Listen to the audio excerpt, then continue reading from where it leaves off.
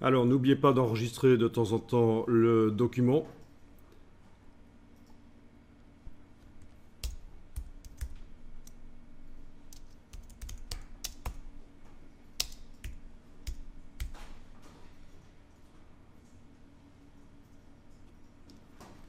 Vous voyez qu'il y a au bout du nom un incrément, autant l'utiliser. Donc à la place de 0,9, je mets 10. Comme ça, si je fais une gaffe au niveau artistique, au niveau choix créatif, j'aurai toujours la version précédente qui sera disponible. C'est pas idiot comme manière de faire. Bien, alors les différentes brushes, les différents traits de pinceau qui sont là, bon, c'est peut-être pas exactement ce qu'on veut. Bon, c'est vrai qu'on peut les modifier avec la flèche blanche en allant cliquer sur eux et on peut aller bouger les points, les tangentes et ça va. Bon, ben, la forme va suivre, hein. Donc c'est possible d'aller retoucher, c'est possible d'aller enlever un point avec la plume. Quand vous vous approchez d'un point d'ancrage, il y a la plume qui se transforme en plume moins.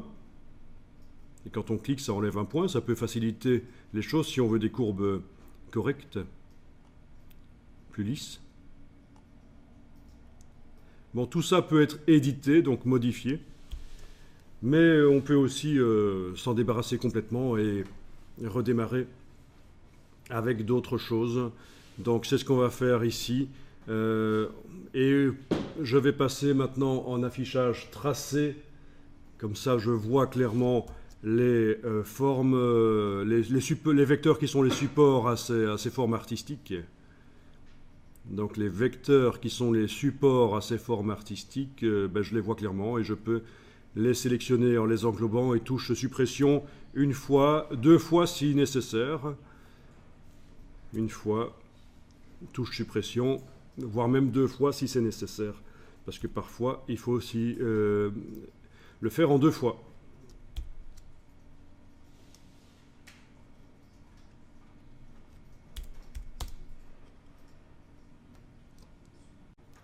Je repasse en affichage aperçu.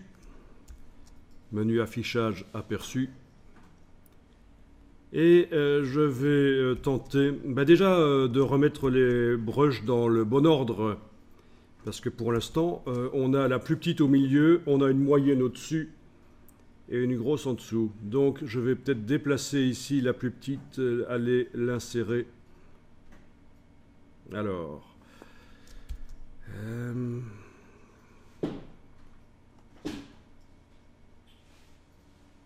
oui.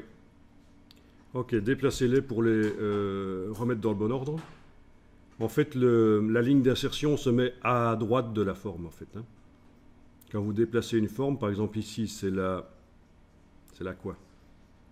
La 25. Si je veux la déplacer tout en dessous, bah, il faut que j'ai la ligne noire d'insertion qui se mette là à droite. Et voilà, maintenant la 25 est en bas. La moyenne, je vais la mettre au milieu. Donc je la mets à droite de celle-là. Ouais, c'est un peu chipot, mais bon, on y arrive, hein. Et donc c'est logique. Moi j'ai la plus petite en bas, et plus on monte, plus c'est gros, en fait, hein, finalement. L'autre sens, c'est bon aussi, c'est vous qui organisez vos brushes dans la palette.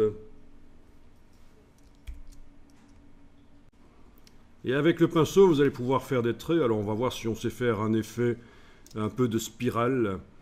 C'est juste un exemple. Je démarre ici avec des petites brushes. Voilà. Puis des plus grosses. Puis des encore plus grosses. Voilà, bon. Petit effet comme ça. Bien.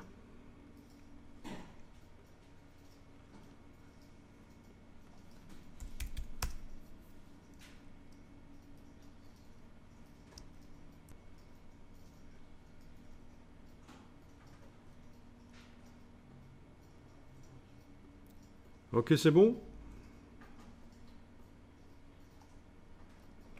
Alors, en n'ayant rien qui est sélectionné, vous allez pouvoir, donc d'abord cliquer à côté de tout, vous allez pouvoir modifier l'épaisseur des brushes si vous voulez.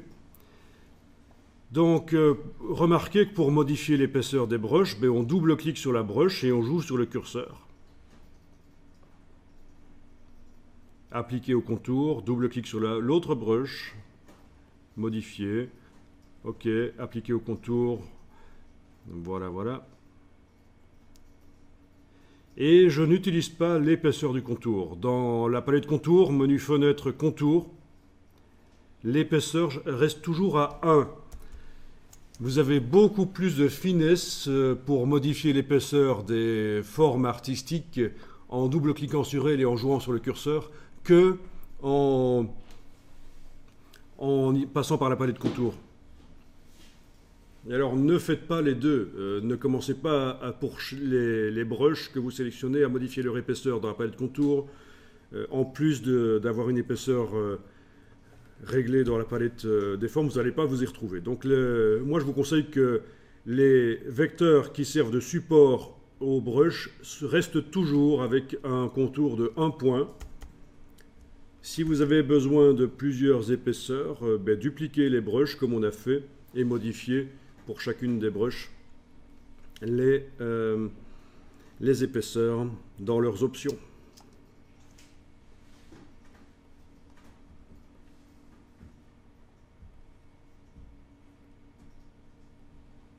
Alors, non, ça ne va pas vraiment le faire ici.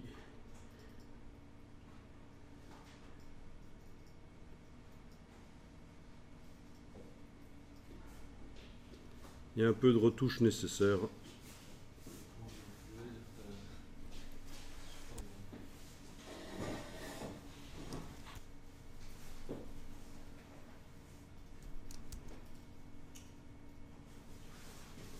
Bon, il y a un peu de retouche nécessaire éventuellement, mais bon.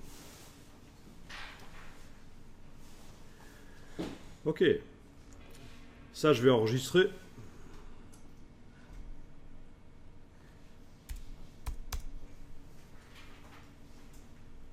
Sous un certain nom. J'enregistre une deuxième fois pour être certain de ne pas le perdre. Une deuxième fois sous un nom différent. Donc la première fois, là, il y a 10 secondes, j'ai enregistré, c'était ma version 13, et maintenant c'est ma version 14 que je viens d'enregistrer.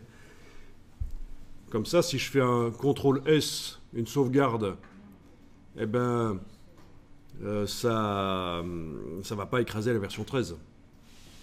C'est ça l'idée, évidemment.